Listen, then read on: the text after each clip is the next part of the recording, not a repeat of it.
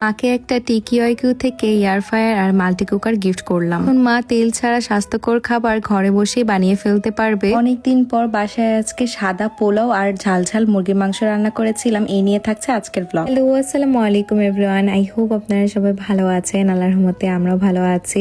ব্লগের আজকে প্রথমে আপনারা আমার মাকে দেখতে পাচ্ছেন, কারণ আম্মুকে আমি দুইটা জিনিস গিফট করেছি, তো ভাবলাম আপনাদের সাথেও শেয়ার করি কি দিলাম আম্মুকে। আম্মু বলছিল ফেসবুকে ঢুকলেই শুধু হচ্ছে টিকিওয়াইকিউ এয়ার ফ্রায়ার ভিডিও দেখি, ভাবছি যে বাসার জন্য একটা কিনবো। আম্মু আমাকে বলছিল, তো আমি ভাবলাম যে আম্মুকে আমি এটা গিফট করে ফেলি। এয়ার ফ্রায়ারটা আমার হোয়াইট কালারটার মধ্যেই খুব ভালো লেগেছিল, তো আমি এটাই নিয়ে নিয়েছিলাম। ওকে বললাম যে এয়ার ফ্রায়ারটা নিয়ে সোজা তুমি আমার নানু বাসায় চলে যাও, সেখানে গিয়ে নানা নানি সবাইকে হচ্ছে চিকেন ফ্রাই করে খাওয়াও। শুধু এয়ার ফ্রায়ার না, আম্মুকে একটা মাল্টি কুকারও দিয়েছিলাম যেন ঘরে বসেও আসলে রান্না করতে পারে, কারণ বাংলাদেশে তো এখন অনেক বেশি গরমে আসলে রান্নাঘরে রান্না করাটা অনেক বেশি কষ্ট হয়ে যায়। আম্মুকে বলেছি যে মাঝে মাঝে তুমি হচ্ছে এটার মধ্যে রান্না করবা, যখন অনেক বেশি গরম হবে ঘরেই তুমি ইজিলি বসে বসে ফ্যানের বাতাসে রান্না করতে পারবে। কত আধুনিক জিনিস বের হয়েছে আমাদের কাজগুলোকে সহজ করার জন্য। ও বলছিল আজকে একটা আস্ত মুরগি হচ্ছে গ্রিল করে সবাইকে খাওয়াবে, তো এখানে সবকিছু আমার মামি রেডি করে নিয়েছে। আম্মু শুধু বলে দিচ্ছিল আর মামি এদিক দিয়ে সবকিছু করেছে। আর সাথে কিন্তু একটা অ্যাফ্রনও দিয়েছিলাম যেন এটা পরে ইজিলি রান্না করতে পারে, যেন কাপড় চোপড় একদমই নষ্ট না হয়। শুধুমাত্র এই একটা মাত্র এয়ার ফ্রায়ার থাকলে আসলে আপনি বাসায় বসে অনেক টাইপের খাবার বানিয়ে খেতে পারবেন। এদিক দিয়ে আমার মামি সবগুলো মশলা দিয়ে একদম রেডি করে নিয়েছে চিকেনটাকে মাখানোর জন্য। আমি বলবো যারা এখন পর্যন্ত এই টিকিওয়াইকিউ এয়ার ফ্রায়ারটা নেননি, নিয়ে নিবেন, কারণ এটা আসলে এত বেশি ইউজফুল। আমিও ভাবছি জাপানে একটা আমার জন্য এয়ার ফ্রায়ার কিনে ফেলবো। এটা দিয়ে আসলে অনেক ইজিলি অনেক কিছু বানানো যায়। চিকেনটাকে ভালো মতো মেরিনেট করে এখন এয়ার ফ্রায়ারের ভেতরে দিয়ে দিচ্ছে। দুই পাশে 20 মিনিট 40 মিনিট করে এয়ার ফ্রায়ারে দিলে কিন্তু মজাদার চিকেন ফ্রাইটা হয়ে যাবে। তার ভিতরে ফ্রাই করতে দিয়ে আপনারা কিন্তু ঘরের অন্যান্য কাজও করতে পারবেন, একদমই কোনো সমস্যা হবে না।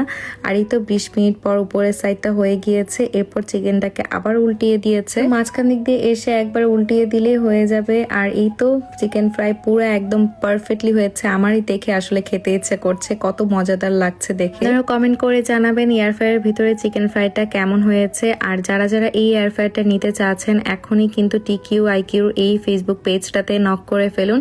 আমার ভিডিওর ক্যাপশনে কিন্তু আমি তাদের পেজটা অবশ্যই মেনশন করে রাখবো। সবাই খেয়ে বলছিল বাসায় অনেক মজা হয়েছে। আসলেই আমার খুব ভালো লাগছিল সবার এই খুশিটা দেখে। আর যারা দূর প্রবাসে আছেন, ফ্যামিলিকে গিফট করতে চাচ্ছেন, আমি বলবো এটা একটা বেস্ট গিফট হবে। ভাবছি মাল্টি কুকারের রান্নাটা আরেকদিন আপনাদেরকে করে দেখাবো, কারণ এই ভিডিওটা আসলে বড় হয়ে গিয়েছে। ফিরে আসি জাপানে। আমাকে এই বাথ বম্বসটা দিয়েছিল আমার হাজবেন্ডের অফিসের ওনার।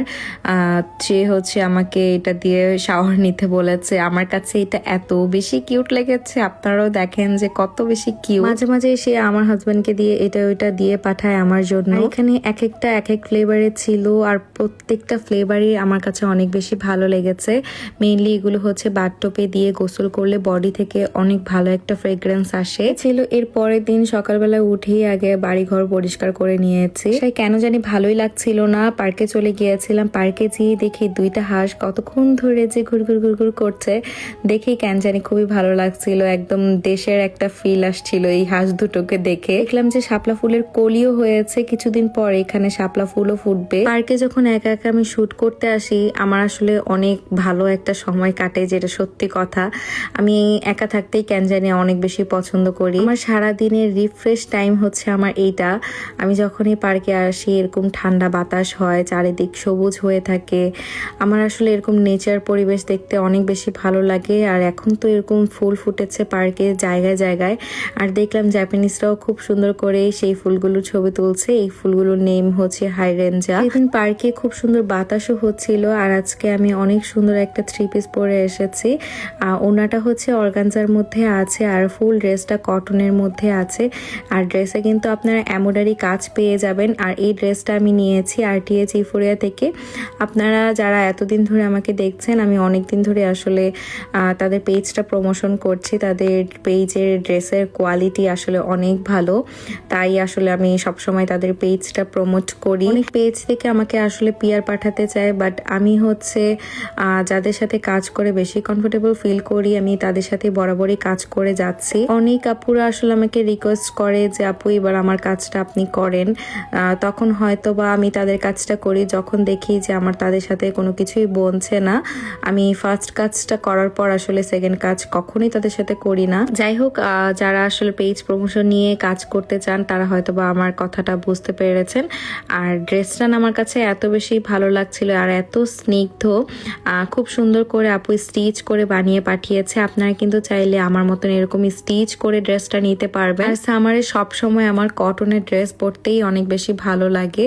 যারা ড্রেসটা নিতে চাচ্ছেন আমার ভিডিওর ক্যাপশনে আমি তাদের পেজটা ট্যাগ করে রাখবো, RTH Euphoria, আপনারা সেখানে যেয়ে নক করতে পারেন। পার্কে শুট শেষ করে আমি বাসার দিকে ফিরছিলাম, প্রায় সন্ধেই হয়ে এসেছে। আর এখন জাপানে প্রায় 7টার মধ্যেই আসলে সন্ধে হয়ে যায়। আর দেখলাম আকাশটা একদম পিঙ্ক হয়ে আছে। আমি আসলে জাপানের স্কাইয়ের প্রতি এতটাই অবসেসড, অনেকক্ষণ ধরে আসলে তাকিয়ে দেখছিলাম আকাশটা। আমার হাজবেন্ডের আজকে জব থেকে আসতে একটু লেটই হবে, তার একটু কাজ আছে, তো আমি বাসায় এসে তাড়াতাড়ি করে রান্না বান্না শুরু করে দিয়েছি। আজকে বেবি চিকেন রান্না করব 3টা একসাথে। চিকেনের সাইজটা আসলে বরাবরই ছোট, তো একটা দিয়ে আমাদের কখনোই হয় না, একসাথে 2টা বা 3টা রান্না করার লাগে। আর 2-3টা একসাথে রান্না করলে হয় কি, তো আমরা 2 দিন আসলে অনায়াসে খেতে পারি, প্রতিদিন রান্না করতেও ইচ্ছা করে না। আজকে আমি এখানে বেশি করে পেঁয়াজ কেটে নিচ্ছি। জাপানের পেঁয়াজগুলো সাইজ অনেক বড় বড়, তো কাটতেও তেমন একটা অসুবিধা হয় না, অনেক ইজিলি কাটা যায়, কিন্তু অনেক বেশি ঝাঁজ থাকে পেঁয়াজে। এরপরে আমি এক এক করে চিকেনগুলোকে কাটা স্টার্ট করে দিয়েছি।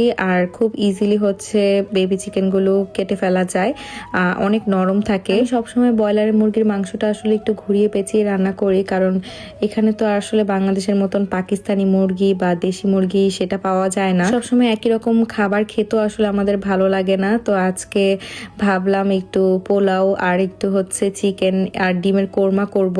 আসলে অনেকদিন ধরে আমাদের পোলাও মাংস খাওয়া হয়নি। চিকেনগুলোকে কেটে আমি ভালো মতন পরিষ্কার করে এখানে আমি লবণ আর মরিচ দিয়ে চিকেনটাকে ভালো মতন মাখিয়ে নিব। আমি আজকে চিকেনটাকে ভেজে একটু ঝাল ঝাল করে রান্না করব। ওর প্যানে আমি তেল গরম করতে দিয়ে দিয়েছি। এক এক করে আমি চিকেনটাকে আগে ভেজে নিব। আমি সবসময় ব্রয়লার চিকেনটাকে একটু ভেজেই রান্না করার চেষ্টা করি, চিকেনের কোনো একটা স্মেল না থাকে। আমার হাজবেন্ড যদি স্মেল পায় চিকেনের, আসলে সে একদমই খেতে চায় না। তো আমি আসলে 2 ভাগে ভাগ করে নিয়েছি চিকেনটাকে, 2 বারে ভেজে ভেজে তারপরে উঠিয়ে ফেলবো। আর এই তো চিকেনটাকে এভাবে আমি লাল করে ভেজে নিয়েছিলাম। এরপরে আবার কিছু যেগুলো চিকেন বাকি ছিল সেগুলো দিয়ে দিলাম, আবার ভেজে এখন উঠিয়ে ফেলছি। সব চিকেন ভাজা শেষ। আসলে ব্রয়লারের মাংস খেতে পারেন না, আপনারা এভাবে ভেজে রান্না করে দেখতে পারেন, অনেক বেশি মজা লাগবে।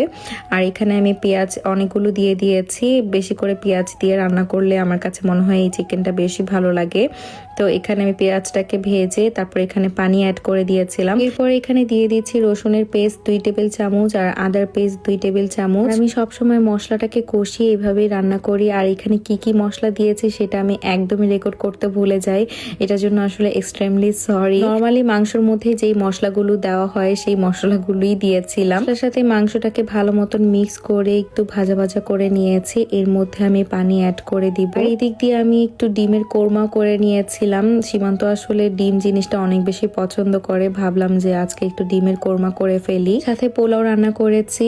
আর আমার হাজবেন্ড এই চিকেনটা দিয়ে সাদা পোলাও খেতে অনেক বেশি পছন্দ করে, যেহেতু চিকেনটা একটু ঝাল ঝাল হয়, তাই পোলাওটা আমার সবসময় একদম ঝরঝরে একদম পারফেক্ট পোলাও হয়, একদম পানি কম বেশি হয় না। এখন পানির মাপটা যে আমি খুব ভালো মতন বুঝে গিয়েছি, তার জন্য সীমান্ত জব থেকে আসে আমি টেবিলে খাবারগুলো সব রেডি করে নিয়েছিলাম। আর এই ছিল গরম গরম পোলাও। আমার শাশুড়ি মা আবার বাসা থেকে লাল শাক রান্না করে নিয়ে এসেছে, সে জানতো না যে আমি আজকে আসলে পোলাও রান্না করেছি, তো তাও পোলাও দিয়ে লাল শাক খেয়েছিল। আর এই ছিল চিকেনের আমার ফাইনাল লুক। আপনারা কমেন্ট করে জানাবেন যে চিকেন রান্নাটা কেমন হয়েছে। আমার শাশুড়ি মা যেহেতু এসেছিল, তো তাকে নিয়ে একসাথে আমরা সবাই মিলে খেতে বসলাম। আজকের ব্লগটি এখানে শেষ করছি। সবাই ভালো থাকবেন, সুস্থ থাকবেন, আল্লাহ হাফিজ। দেখা হচ্ছে নেক্সট কোনো ব্লগে। যারা ইউটিউব থেকে আমার ব্লগটি দেখছেন অবশ্যই আমার চ্যানেলে কিন্তু একটা সাবস্ক্রাইব করে যাবেন।